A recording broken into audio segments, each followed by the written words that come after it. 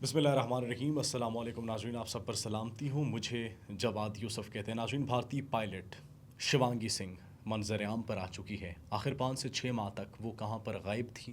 اس کی کیا کہانی ہے؟ اس کو کہاں چھپا کے رکھا گیا تھا؟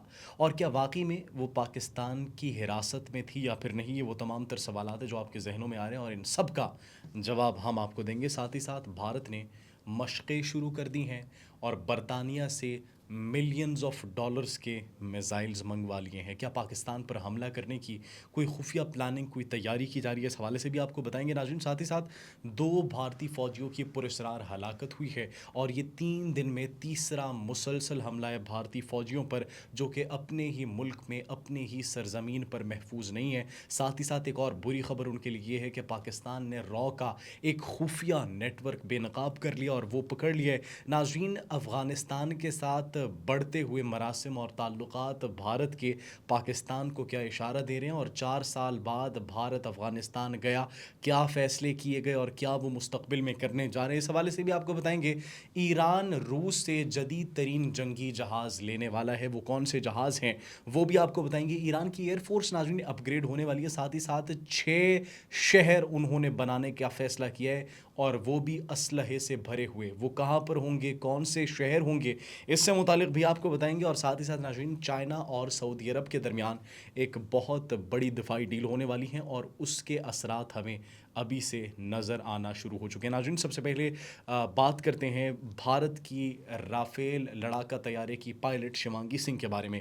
شیوانگی سنگھ منظر عام پر آ چکی ہے، اور یہ کہا جا رہا ہے ناظرین کہ اب پاکستان کے اس پروپیگنڈے کو بے نقاب کر دیا گیا ہے جو کہ پاکستانی میڈیا پر بڑی دیر سے دیکھنے کو مل رہا تھا. اور وہ پروپیگنڈا ایکچولی یہ تھا کہ شیوانگی سنگھ کو گرا دیا گیا ہے، شیوانگی سنگھ پاکستان کی حراست میں ہے، پاکستان نے ان کے رافیل طیارے کو مار گرایا تھا. ناظرین، کچھ سوشل میڈیا پر خبریں زیر گردش تھیں، اور کچھ ویڈیوز بھی منظر عام پر آئی تھی جس کے اندر دیکھا جا سکتا تھا کہ شیوانگی سنگھ جو ہے وہ زخمی حالت میں پائی جاتی ہیں، اور وہ ایجیکٹ کرتی ہیں اپنے لڑاکا طیارے سے جس کو مار گرایا گیا تھا. یہ کچھ ویڈیوز تھی ناظرین جو منظر عام پر آ رہی تھی.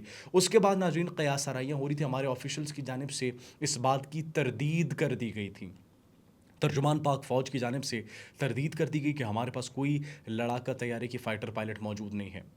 دیٹ واز این اینڈ، ختم. ٹھیک ہے، اب اس پر کوئی بحث نہیں بنتی تھی. لیکن پاکستانی کریٹرز کی جانب سے، پاکستانی انفلوئنسرز کی جانب سے یہ کہا گیا کہ ہماری حراست میں وہ ہے، اگر نہیں ہے تو بھارت اس کو دکھائے. اب جب بھارت نے اس کو دکھایا ہے اور اس کی پروموشن ہوئی ہے، اس کو ٹرینر کے عہدے پر فائز کیا گیا ہے، تو ناظرین یہ سوال کیا جا رہا ہے کہ آخر وہ 5 سے 6 مہینے تک کہاں پر تھی؟ تو سوشل میڈیا پر ملی جلی رائے دیکھنے کو ملی، اور یہ کہا جا رہا ہے کہ وہ ریہیبلیٹیشن کے پروسیس میں تھی، وہ زخمی ہوئی تھی، اس کے جہاز کو گرایا گیا تھا، اس لیے اس کو طبی سہولیات دی گئی، اور اب جب وہ مکمل طور پر ریکور ہو چکی ہے، اسی لیے بھارت کی جانب سے اس کو منظر عام پر لایا گیا. ناظرین، ایک اور سوال کیا جا رہا ہے، اگر پاکستانی کریٹرز جھوٹ بول رہے تھے، پروپیگنڈا کر رہے تھے، تو 5 سے 6 مہینے تک آپ کو خاموش رہنے کی کیا ضرورت تھی؟ آپ نے اسی دن، جس دن شیوانگی سنگھ کا ذکر کیا گیا، کیوں اس کو میڈیا پر نہیں لایا؟ کیوں نہیں بٹھایا گیا اور پاکستانیوں کے منہ بند کیوں نہیں کیے گئے؟ اول تو سوال یہ ہے. دوسرا سوال ناظرین، بھارتی میڈیا پر شیوانگی سنگھ کے متعلق جب سوال کیا جا رہا تھا اور پاکستانی عوام یہ سوال کر رہی تھی، تو بھارتی میڈیا نے ایک پرانا انٹرویو جو نشر کیا، وہ کیوں نشر کیا؟ لیٹسٹ انٹرویو کیوں نہیں نشر کیا؟ مجھے ابھی بھی یاد ہے، ہم نے اس پر ولاگ بھی کیا تھا اور آپ کو بتایا تھا کہ ایک پرانا انٹرویو نشر کیا گیا شیوانگی سنگھ کا. تو پرانا انٹرویو نشر کرنے کی کیا ضرورت تھی؟ حادثے واقعے سے پہلے ڈیلی بیسس پر پوسٹس آتی تھیں، سوشل میڈیا پر ان کی ویڈیوز آتی تھی. 5 سے 6 مہینے تک ایک بھی سوشل میڈیا پر نہ پوسٹ آئی نہ ویڈیو آئی. اس عرصے وہ کہاں پر تھیں؟ ریہیبلیٹیشن میں تھی، طبی سہولیات انہیں فراہم کی جا رہی تھی، یہ کہا جا رہا ہے ناظرین. ساتھ ہی ساتھ یہ بھی تاثر دیا جا رہا ہے کہ کچھ دوست ہوتے ہیں ڈپلومیسی کرنے، انٹرنیشنل ڈپلومیسی ناظرین، تو ان کی جانب سے معاملات کو بہتر کرنے کے لیے ریکویسٹ کی گئی، جس کے بعد پھر پاکستان نے ان کو ہینڈ اوور کر دیا۔ یہ ناظرین قیاس آرائیاں اس وقت کی جاری ہے کہ ایسا ہو سکتا ہے، ایسی پاسبلٹی ہو سکتی ہے، کیونکہ اگر ایسا نہ ہوتا تو بھارت پہلے ہی اس کو منظر عام پر لے آتا اور پوری دنیا کو یہ دکھا دیتا کہ پاکستان جو ہے وہ ایک پروپیگنڈا کرنے کی کوشش کر رہا ہے، جو کہ ایکچولی ایسا نہیں ہوا۔ ناظرین، ہم بھارت کے جنگی جنون کی بات کرتے ہیں۔ بھارت کے سر پر جنگی جنون اتنا سوار ہے اس وقت کہ انہوں نے پریکٹسز شروع کر دی ہیں اپنے ایئر ڈیفنس سسٹم کو مضبوط کرنے کے لیے، اور ساتھ ہی ساتھ اپنے ایئر ڈیفنس سسٹم کو نئے ہتھیاروں سے لیس کرنے کے لیے ناظرین سکشم ایکسرسائز پونے میں ایکچولی شروع کر دی گئی ہے۔ اب ناظرین، ایئر ڈیفنس سسٹم کی ایکسرسائزز جو ہے وہ کیوں کی جا رہی ہیں؟ یہاں پر ہمارے بڑے بنیادی سوال ہیں۔ کیا ان کے ایئر ڈیفنس سسٹم کو ہم نے ناکارہ بنایا تھا، اس لیے وہ اس نقصان کو اور اس نقصان سے مستقبل میں بچنے کے لیے یہ ایکسرسائزز کر رہے ہیں؟ ان کا موجودہ ایئر ڈیفنس سسٹم، اس کے اوپر ان کی گرپ نہیں ہے، وہ ناکام ہو چکا ہے، اسی لیے جدید ترین ایئر ڈیفنس سسٹم سے، ایک نئے ایئر ڈیفنس سسٹم سے ہینڈز آن اس پر پریکٹس کر رہے ہیں تاکہ وہ اس کے اوپر اپنی گرپ کو بڑھا سکیں۔ دونوں صورتوں میں پاکستان کی ایک کامیابی ہے۔ ناظرین، کوئی بھی ملٹری ایکسرسائزز، مشقیں کیوں کرتی ہیں یا پھر یہ کیوں کر رہے ہیں؟ یا تو ان کو نقصان پہنچائے، یا پھر ان کا وہ جو موجودہ سسٹم تھا جس کی بڑی گدڑ بھپکیاں یہ مارتے تھے کہ ہمارے پاس جدید ترین روسی S-400 ڈیفنس سسٹم ہے، وہ ناکارہ ہو چکا ہے۔ دیر از نو ادر آپشن۔ یہی دو باتیں ہو سکتی ہیں۔ صرف یہی نہیں بلکہ برطانیہ سے $468 ملین کے میزائلز جو ہے وہ خریدنے کا فیصلہ کیا گیا۔ کس کی جانب سے؟ بھارت کی جانب سے۔ اب بھارت میزائل کیوں لے رہے ہیں؟ ان کے پاس تو براہموس میزائل موجود ہے۔ وہ کہہ رہے ہیں ہمارے پاس تو جدید ترین جنگی میزائلز موجود ہیں، براہموس میزائل اگر ان کے پاس موجود ہے تو پھر ناظرین بھارت یہ $468 ملین اتنے انویسٹ کیوں کر رہے ہیں؟ اس کا ایک ہی مطلب ہے کہ انہوں نے جو براہموس سے پاکستان پر حملہ کرنے کی کوشش کی تھی، جس کو پاکستانی ایئر ڈیفنس سسٹم نے انٹرسیپٹ کر لیا تھا، یہ اس کی ناکامی سے بچنے کے لیے مستقبل میں اپنے میزائل پروگرام کو بھی اپ گریڈ کر رہے ہیں۔ یہ بھی پاکستان کی ایک بہت بڑی جیت ہے کہ بھارت کا میزائل سسٹم جو کہ ناکارہ ہو گیا تھا، اب بھارت اپ گریڈ اس کو کرنا چاہ رہے، آگے بڑھ رہے۔ دیٹس دا ریزن وہ برطانیہ سے اتنے بڑے پیمانے پر میزائلوں کا ایک ذخیرہ جو ہے وہ ناظرین خرید رہے ہیں۔ اور صرف یہ نہیں بلکہ AK-360 ملٹی بیرل ایک گن بھی لے رہے ہیں جو کہ ڈرونز کو انٹرسیپٹ کرنے کے لیے استعمال کی جاتی ہے، اٹیک اور گن شپ ہیلی کاپٹرز کو انٹرسیپٹ کرنے کی کے لیے جو ہے وہ استعمال کی جاتی ہے۔ اب یہ بھی وہ خرید رہے ہیں۔ یہ کیوں خرید رہے ہیں؟ اس کا مطلب جو بھارتی میڈیا واقعی میں قیاس آرائیاں کر رہا تھا اور بڑی بڑی باتیں کر رہا تھا کہ دہلی تک پہنچ گئے ہیں، امرتسر تک پہنچ گئے ہیں پاکستان کے drones, it means there were truths, ان خبروں کے اندر حقیقت موجود تھی۔ پاکستانی ڈرونز، اس کا مطلب واقعی میں وہاں پر پہنچ گئے تھے۔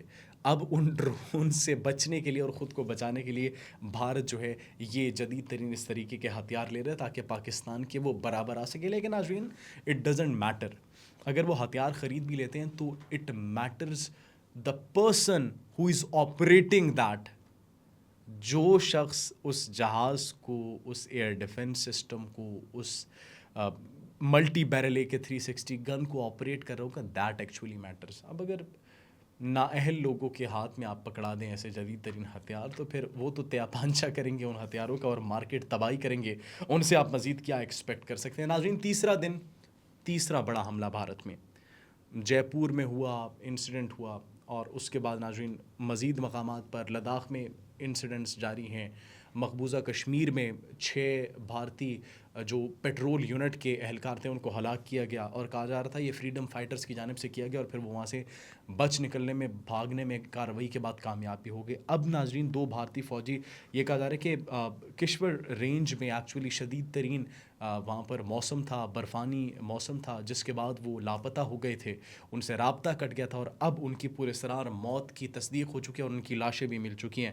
کچھ مقامی ذرائع اور لوکلز کے مطابق جب ہم نے ان سے رابطہ کرنے کی کوشش کی تو مختلف ذرائع سے ہمیں یہ پتہ چلا کہ ایکچولی یہ ان پر ایک حملہ کیا گیا تھا، اور ان 2 اہلکاروں کو گرفتار کر کے حراست میں لے کر وہاں سے وہ لے گئے تھے، اب ان کو ہلاک کر دیا گیا، مار دیا گیا، اور اس کے بعد ان کو جو ہے پھینک دیا گیا تھا، جس کے بعد اب وہ مل چکے ہیں. دیٹس دا ریزن ان کی یہ ہلاکت کی تصدیق ہوئی. اور اب اس ہزیمت سے اور اس جو ایک ان کو ایک شکست ہوئی ہے اور ان کو یہ جو ایک اپسٹ ملا ہے، اس سے بچنے کے لیے ایکچولی انہوں نے یہ کہانی گھڑی ہے کہ یہ موسم کی وجہ سے ان کی ہلاکت ہوئی ہے اور اب ان کی لاشیں مل چکی ہیں. ناظرین، ساتھ ہی ساتھ بھارت کے لیے ایک اور بری خبر ہے، وہ یہ کہ را کا نیٹ ورک پکڑا گیا ہے. پاکستانی خفیہ ایجنسیوں نے کارروائی کی ہے اور اس میں ان کے نیٹ ورک میں 2 مشتبہ افراد کو حراست میں لیا گیا. ان کے ساتھ جتنی بھی الیکٹرانک ایکوپمنٹس تھے، جتنے بھی ان کے پاس جو ہے وہ ایکسیسریز الیکٹرانک موجود تھی، ان کو حراست میں لیا گیا. اور بھارت کی جو پلاننگ تھی پاکستان کے امن کو خراب کرنے کے حوالے سے،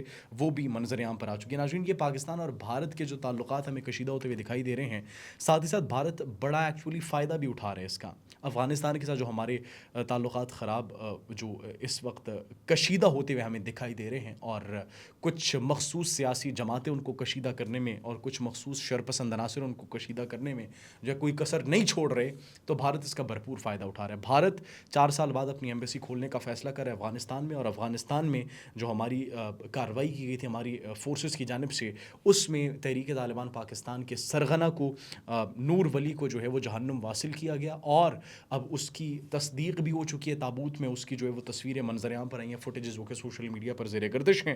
تو یہ ایک پاکستان کے لیے بہت بڑی کامیابی ہے کہ وہ لوگ جو کہ بلوچستان کے امن کو لہو لہو کر رہے تھے، خراب کر رہے تھے، خیبر پختونخوا کے امن کو خراب کرنے کی کوشش کر رہے تھے، اور ساتھ ہی ساتھ پاکستان کے امن کو خراب کرنے کی کوشش کر رہے تھے، اب وہ جو ہے ان کو ہم نے کامیابی سے ان اہداف کو نشانہ بنایا. تو اب سوچ سمجھ کر انہیں کوئی بھی پاکستان کے خلاف کارروائی کرنی ہوگی، ورنہ ان کا بھی یہی انجام ہوگا. ناظرین، اگر بین الاقوامی منظرنامے کی بات کریں تو ایران اور روس کے درمیان جو تعلقات بڑھتے جا رہے ہیں، اس پر نیتن یاہو بوکھلاہٹ کا شکار ہو چکا ہے.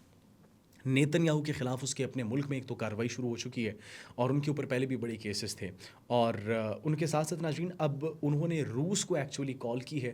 پہلے تو بین گویر جو ان کے انتہائی دائیں بازو کے جو منسٹر ہیں، فار رائٹ کے منسٹر ہیں، انہوں نے کہا ہے کہ میں کبھی بھی تسلیم نہیں کروں گا اس کو، میں تمہاری حکومت کو گرا دوں گا. دھمکیاں دی گئی ہیں نیتن یاہو کو، اور اب نیتن یاہو جو ہے وہ روس کو کال کر کے، ان کے صدر کو پیوٹن کو کال کر کے یہ کہہ رہے کہ خدا کا واسطے بھائی، آپ یہ جو حرکتیں کر رہے ہیں، یہ جو ایران کی ایئر فورس کو اپ گریڈ کر رہے ہیں، اور یہ خبریں بھی موصول ہو رہی ہیں ناظرین کہ وہ جنگی پرندے جو دیے جائیں گے روس کی جانب سے، MiG 29 دیے جا چکے ہیں، اور ساتھ ہی ساتھ اب ناظرین سخوئی 35 بھی دینے کا فیصلہ کیا گیا، اور 48 وہ بھی 2 اسکواڈرنز دیے جائیں گے.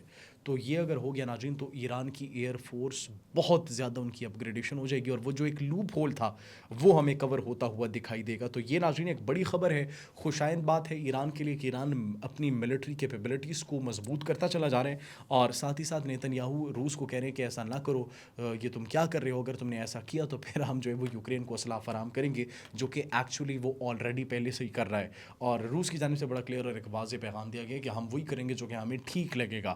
ناظرین، اب ایران کی جانب سے جو اس وقت پلاننگ سامنے آئی ہے، وہ ری ایکشن جو سامنے آئے، کیونکہ غزہ میں تو جنگ بندی ڈیل ہو گئی، وہاں پر امن آ گیا، فلسطینیوں کے چہرے پر خوشی لوٹ آئی، مسکراہٹیں لوٹ آئی، اور پہلی دفعہ انہوں نے چین کی سانس لی 2 سال بعد.